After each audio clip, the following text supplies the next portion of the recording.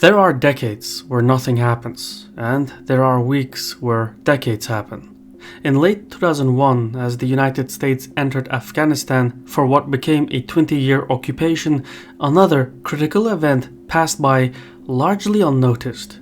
At a conference in Doha, the World Trade Organization voted to accept China as a full member. The absorption of 1.3 billion people into the world's largest economic organization placed Beijing at the center of international commerce.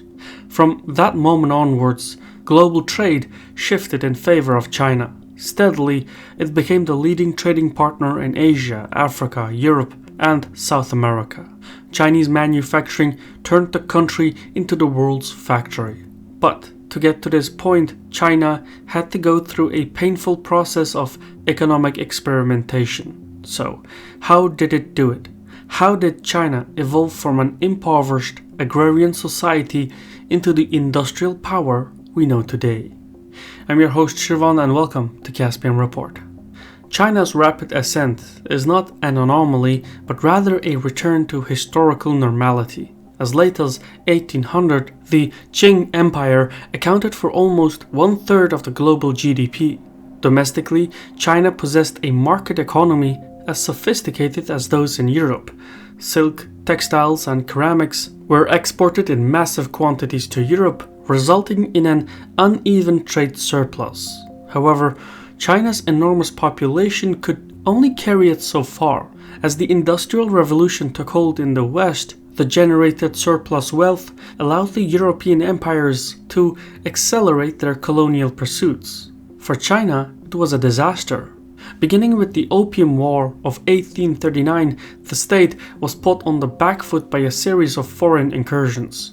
First, British steamships forced Chinese ports to open up to the opium trade. Then, the Russians annexed a portion of Manchuria, while by 1895, Japan had captured both the Liaodong Peninsula and Taiwan. All this while a series of violent rebellions and civil wars risked tearing the nation apart. The leadership in Beijing knew that industrialization was crucial to survival, but without strong central governance, the state was too large and self-sufficient to change its outdated ways. The Qing dynasty's modernization programs turned to failure. Even the nationalist government, which had replaced imperial rule, proved to be incapable. Instead, the instability continued until Japanese forces were expelled from the mainland in 1945, with the Nationalist Party following suit 4 years later. Now, in the hands of a communist government, China was finally in a place where it could pass nationwide reforms. However, mistrust of the outside world shaped China's political apparatus. Led by Mao Zedong, the Beijing government believed that only a highly centralized state with total control over the population could muster the resources to close the industrial gap with its foreign rivals. Communism, with its emphasis on state control, seemed a perfect fit for China. Initially, there was some success. Industrial output was raised, particularly in steel, coal, and petrochemical production. But while heavy industry was booming, agricultural production was lagging. In the context of a post-war baby boom and the urbanization of the workforce, a poorly performing agricultural sector put tremendous strain on China's food security. Something had to be done. So Mao placed farmlands in the hands of agrarian communes, which were assigned grain quotas. By doing so, it was believed that agricultural output would increase just as industrial output had done previously. Moreover, Mao broke up the countryside into self-contained regional units with the aim to make China's provinces expendable to the operations of the state. It sounds strange when you think of it now, but at the time, China had witnessed almost 2 centuries of constant conflict. Mao, being a military man, designed an economic policy centered around military conflict. Not surprisingly, the plan was a total failure. By 1959, economic mismanagement, over-reporting of grain production, and a lack of incentives for individual farmers snowballed into the worst famine in human history. Up to 50 million people lost their lives, a number that is difficult to fathom. Far from modernizing China, Mao's reckless policymaking had squandered the country's potential. Meanwhile, in Japan, South Korea, and Taiwan, large manufacturing industries were developing throughout the 1960s and 1970s. What was it that China did so wrong and its neighbors so right?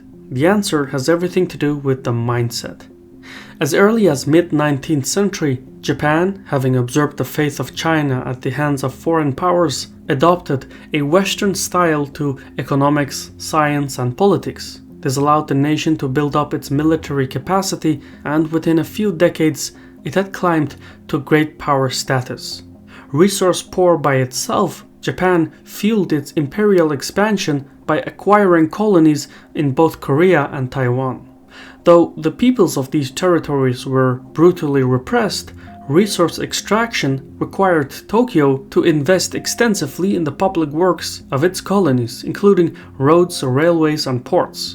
By the time the Allies defeated Japan in 1945, all three countries had developed a pre-industrial base with export infrastructures. The East Asian playbook laid the groundwork for their success. In the post-war years, Japan, South Korea, and Taiwan further developed their assets, and though each state had its own quirks, they generally followed a three-step pattern. The first was land reform. By breaking up larger estates into small holdings, the East Asian states crushed the lobbying power of large agricultural businesses. This fostered market competition, which in turn drove up food production. The increased efficiency of the agricultural system also triggered a mass migration of peasants to the cities in search of employment. Urbanization was taking hold across the periphery.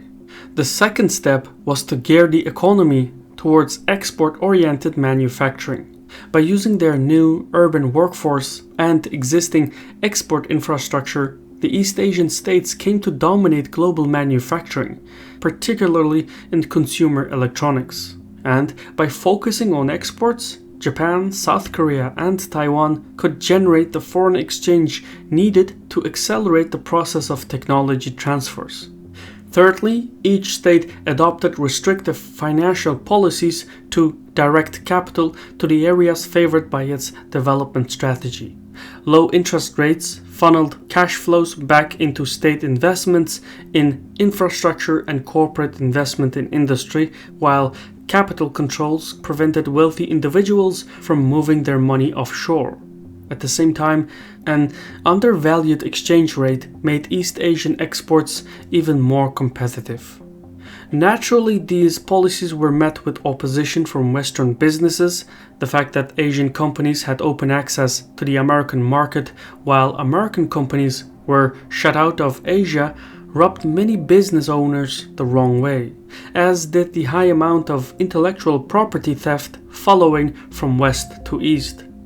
America at the time was okay with this trade-off because it needed strong, capable allies in Asia to counter communist influence. This then explains why Washington departed from its free trade principles and allowed its allies to run mercantilist economies. The success of the East Asian states troubled Beijing in terms of power projection. So when Mao passed away in 1976, his successor, Deng Xiaoping, went into a different direction. He overhauled the economic system and applied the three-step roadmap used by Japan, South Korea, and Taiwan. China's secret weapon was its massive size, both territorial and demographic. Each province was the size of entire nations, which meant that Deng could run economic experiments locally before rolling things out at a national level. For example, in Anhui, the agricultural communes were broken into smaller plots, allowing rural smallholders to keep surplus grain. The incentive created a surge in food production. Between 1978 and 1984, agricultural production rose by 1/3, and average farm incomes more than doubled. Moreover, increased security over land ownership encouraged farmers to invest in capital goods like tractors and other types of machinery. As farming was mechanized, agricultural output and local manufacturing increased steadily. In the major cities, manufacturing processes were altered to suit China's natural advantages. Unlike Mao, who had prioritized heavy industry, Deng recognized that China's strength lay in its massive workforce. So it made sense to use that labor force and reschedule the focus on heavy industries down the line. Consequently, Deng prioritized producing light industrial goods for exports, such as clothing, cosmetics, and toys.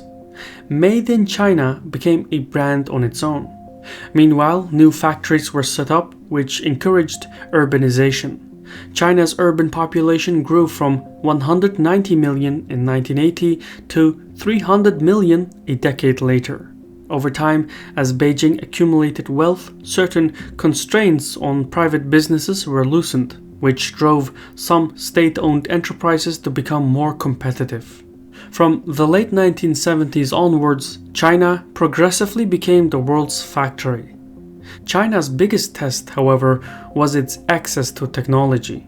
Though Washington permitted Tokyo, South Korea, and Taiwan to run mercantilist economies unconditionally, China had to offer American businesses something in return. Beijing came up with a tempting concept. It permitted export-oriented companies to set up factories in special economic zones along the coast, and then upgraded the regional export infrastructure with ports, roads, and railways. It was this combination of first-world infrastructure and third-world labor costs that Western companies found irresistible. Consequently, foreign direct investment increased from zero in 1979 to 40 billion in 1997, peaking at 290 billion in 2013. Being the world's factory came with all sorts of perks. With the amount of foreign exchange flowing into the country, Beijing could either buy the technological capital it needed or steal it, since the Western businesses operated on Chinese soil. Either way, by closing the technological gap, China's size and natural advantages came to dominate global trade. For outsiders, China's trial and error approach and its ideological flexibility were stunning. Deng's market Leninism appeared to contradict itself. Even after the crushing of the Tiananmen Square protests in 1989, foreign observers continued to anticipate that political liberalization would follow economic reform. Yet this did not happen, because unlike Western doctrine, in China, the government is not seen as a hindrance to economic prosperity, but a prerequisite to it. For Japan, South Korea, and Taiwan, being part of the American security umbrella meant a social contract to enforce democratic reforms. In China, however, the preservation of the Communist Party demanded that market reforms be accompanied by political repression. Though unconventional, the success of this policy is hard to deny. Between 1978 and 2019, real GDP, measured according to current dollar value, grew from $150 billion to $14.3 trillion. That's mind-boggling growth. China's ascension to the World Trade Organization in 2001 reinforced its leading role in the global trading ecosystem. Being the world's factory meant that it was only a matter of time until China dominated international trade. While in 2001, around 2/3 of the world's nations traded more with Washington than with Beijing, by 2018, these numbers had reversed. Today, China is not only the world's factory, but also the world's leading trading partner. Exports, as a means of economic growth, have brought the country to this point, but to grow further still, China needs to foster its domestic markets. For the Beijing leadership, a mature and developed economy is the next objective.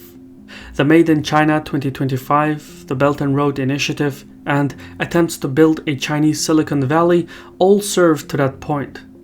Though these programs may seem too small, too little to transform China from within, the modernization programs of the 1970s show that sometimes reform can be as dynamic as revolution.